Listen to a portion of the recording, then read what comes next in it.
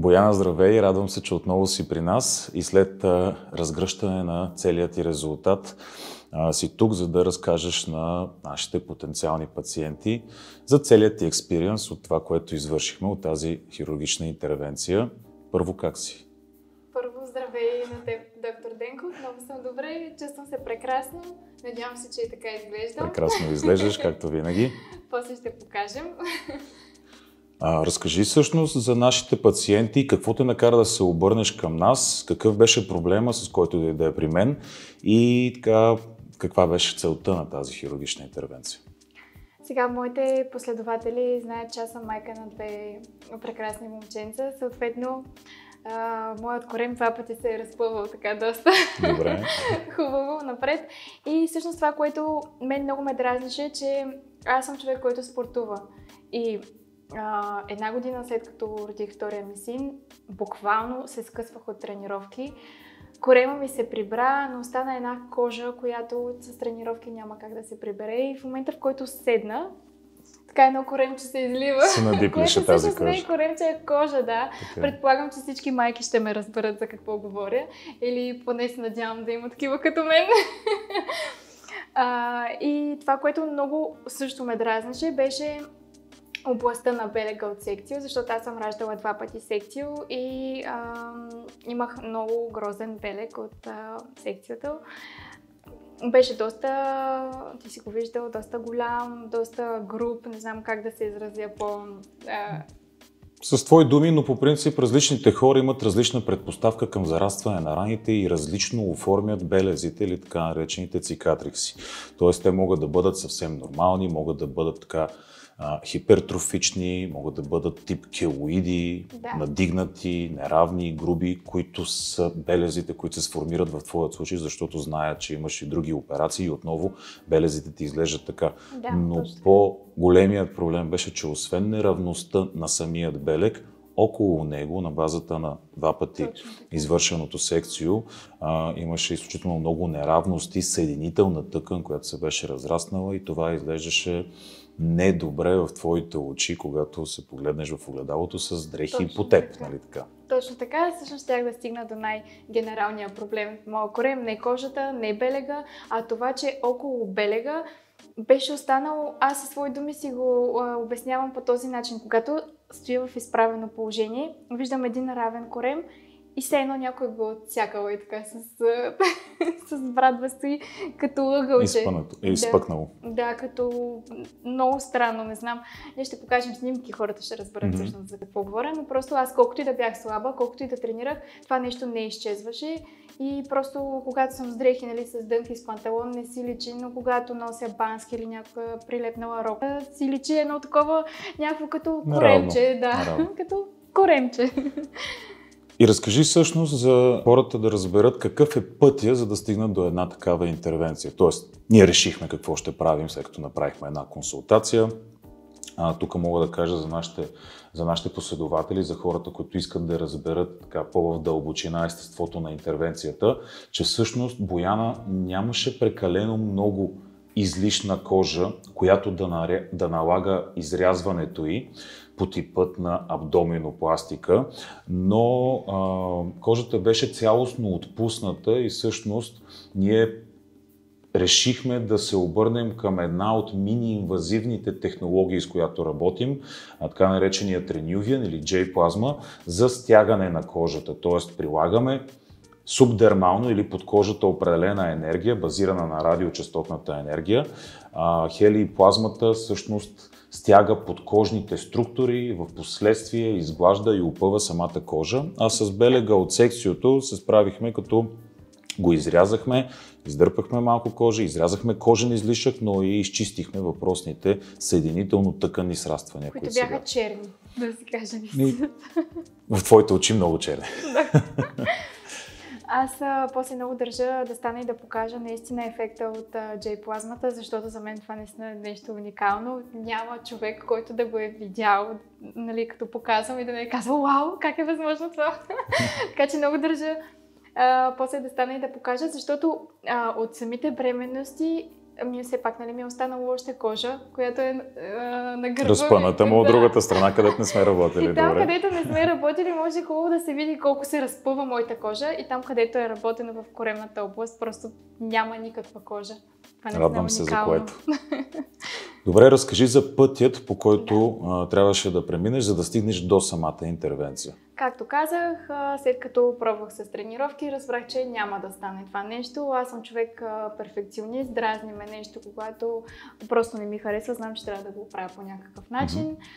Съответно, аз знам за теб от доста отдавна, дори имам приятелки, познати, които са минали на операция и са супер доволни. Видяла съм резултата, също така достатъчно изчетох и за самите процедури, за да бъда информирана. И общо взето така се стига до пътя, до който вече просто позвънявам за консултация. Добре, и след като си направихме така плана и след като насрочихме дата за операцията, всъщност има определени неща, с които трябва да подготвим пациента, за да стигне до операцията. Точно така, трябва да минем на определени прегледи с външни доктори, ходих на кардиолог, дори ходих и на коремен хирург, заради това, че имах съмнение дали нямам някаква остатъчна херния от второто раждане. Всичко беше наред. Сега ще ви излъжа, вече забравих на колко доктори ходих. Рентген на бял дроб се прави, което точно е задължително така, за една такава интервенция. Да. И всъщност кръвните показатели, които да. се правят преди операцията.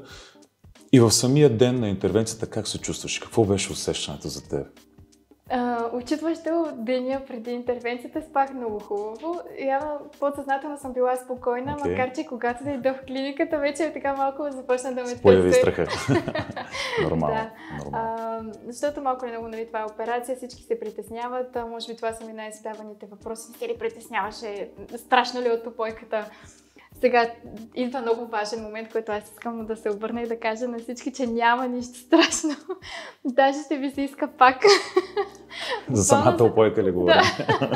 Не говоря цялостно, защото вие сте един уникален екип. Сестри, доктори, въобще всички там сте прекрасни, като започнеш от момичетата на рецепцията, нали, завършим до теб. Които посрещат. Да. Просто толкова много предразполагате човек, че колкото и да си притеснен, няма как да не се отпуснеш. Да не се отпуснеш. Да, просто се чувстваш много добре. Наистина аз бях, не ми се говореше. Даже ти ме видя, като влезнах от асансьора, бях доста така... гадно беше. Смисъл в началото, преди да започна разговор с вас и с екипа, ми беше много така притеснено. Точно заради това, че е операция. В момента, в който започнах да си говоря с всички, обяснявате много, нали, така подробно какво ще се случи. Сега, Боянка, ела ще заведем до стаята. Стаите са много хубави, все едно сте на хотел. Много е приятно. Цялата обстановка, всичко е много, много, много приятно. И толкова, всъщност, какво се случи сутринта? Какво се случи? Всъщност подготвяме те, като ти слагаме един венозен път или така нареченият табукат. Да, който въобще даже не знам от притеснение или от какво, или вече съм била много щастлива, нищо не съм разбрала. След това ние си направихме... След това си правим снимките, рисуваме се. Да, и пристъпваме към и операционната, която не е толкова страшна. Да, всъщност въобще не е страшна. Аз много се притеснявах от операционната. Сега имала съм и други операции. Признавам си, много повече ме е било страх тогава. Хората, екипа, нали, колкото и да съм, аз съм доволна, нали, благодарна съм, но не е било същото, не мога да го сравня. Там съм се изпитвала страх, освен това от опойки имам също голям страх, защото след опойка съм се чувствала зле, повръщала съм. След това няколко дни в последствие пак съм се чувствала зле от опойката. Сега мога да кажа, че след операцията, в момента в който се събудих, аз се чувствах буквално като на облаче, наспана, щастлива и не усещах никаква болка. Чак си помислих за момент, като се събудих, нали, то в началото ти е много оперирано ли е изобщо? Да, погледнах се и видях един черен корсет. И викам, сигурно съм оперирана, няма как да не съм оперирана, но толкова добре се чувствах, че не можех да повярвам, че е възможно първо да съществува толкова готин екип, второ, като се събудиш след операция, да си толкова щастлив. Нали, сега това на хората звучи много... Предполагам, че ми звучи странно, но аз наистина съм искрена и си разказвам моето преживяване, как съм се чувствала. На всеки съм го споделила, всички около мен знаят колко бях добре. Даже, ако мога да споделя, си тръгнах на същия ден, защото се чувствах много добре. Не знам на кой час станах и се разходих сама, но нямаше никакъв проблем. Това е преценка и на лекарският екип. Да. Всеки пациент индивидуално поема по пътя на възстановяването и съответно ние трябва да преценим какви грижи точно ще ни трябва да положим за него.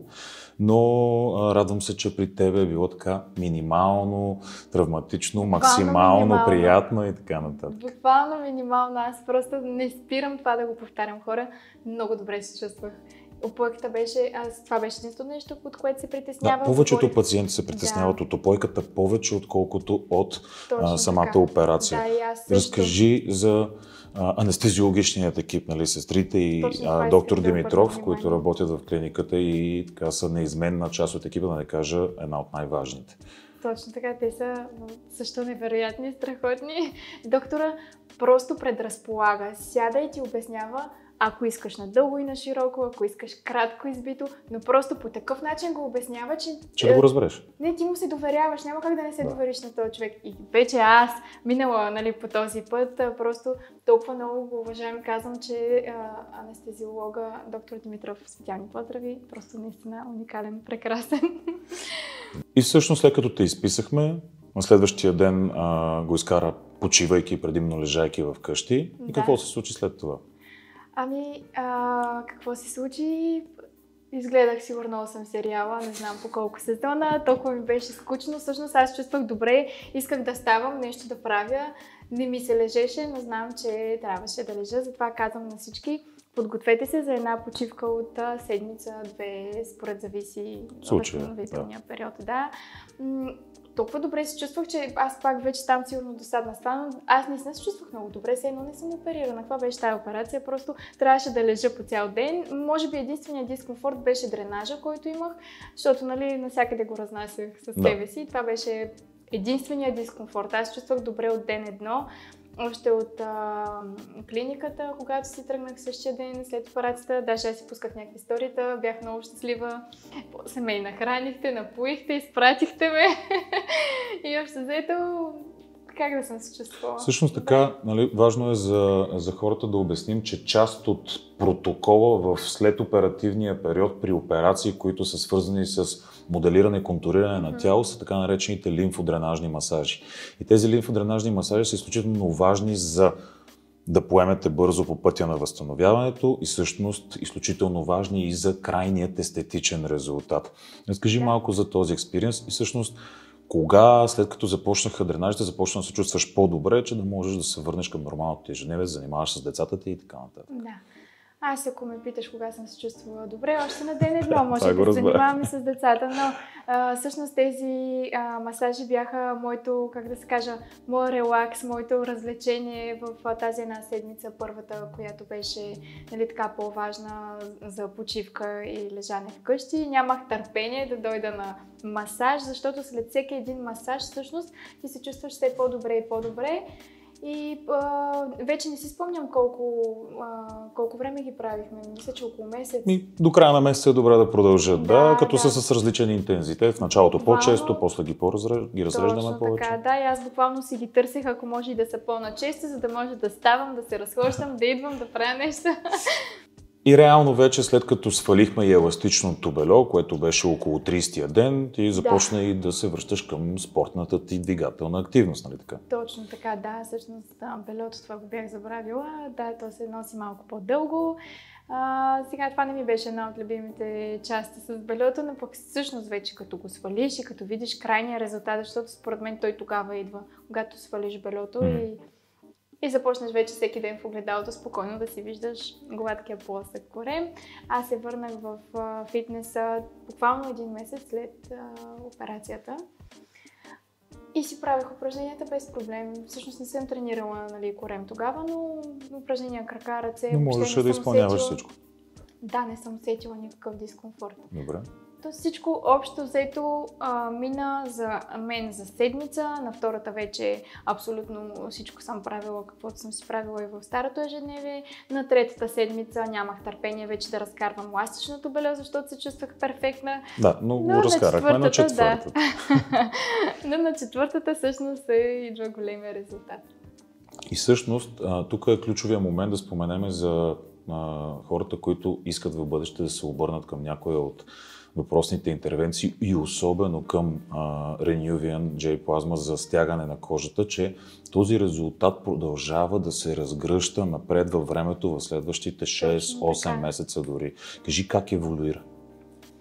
Много е странно, защото по принцип аз съм свикнала да трябва да полагаш усилия за себе си, нали, за тялото си, за да видиш някакъв резултат. То се случва от само себе си. Аз не искам да давам лоши съвети, но аз не спирам да си ям, нали, не се ограничавам от нищо и виждам все по-добри и по-добри и по-добри резултати. Всъщност тренирам, нали, сега вече тренирам корем също, защото не смятам, че това, че е перфектен, ми пречи, нали, да си поддържам някаква Ние работим на повърхността, мускулатурата е така нещо, което ти трябва да се обърнеш към него. Точно така. И когато смятам, че когато тези две неща работят заедно, нали, ще ви покажа резултат. Разбира се, винаги има най-добър резултат. Да. Ами, изключително много се радвам, че си доволна от цялостното ти преживяване в Reshape Clinic. Аз съм ви изключително благодарна за цялото ми преживяване. И ние сме изключително благодарни за това, че имаш смелостта да застанеш и да разкажеш на всички хора през какво си преминала и че не се срамуваш да си покажеш резултатите. Това за нас е голям плюс, защото по този начин ти ставаш посланник на нашата работа пред всички останали, които се чудят дали могат да се подложат на такова нещо, имат определени опасения и страхове, което би трябвало и според мен кара много повече жени, които се припознават в твоите проблеми, които си имала и ги имат и те, да се обърнат към нас, за което сме ти изключително благодарни. Аз също съм ви благодарна. Знаете, че това беше цел номер 1. Все пак това също е към жените, майки, които искат да поправят своите несъвършенства, защото наистина исках да им кажа, не е страшно, операция е, но всъщност когато си в правилните ръце и с правилния екип, нещата се случват много лесно, леко и резултатите са доста вау. Страхотно, нека да видим и резултатите всъщност.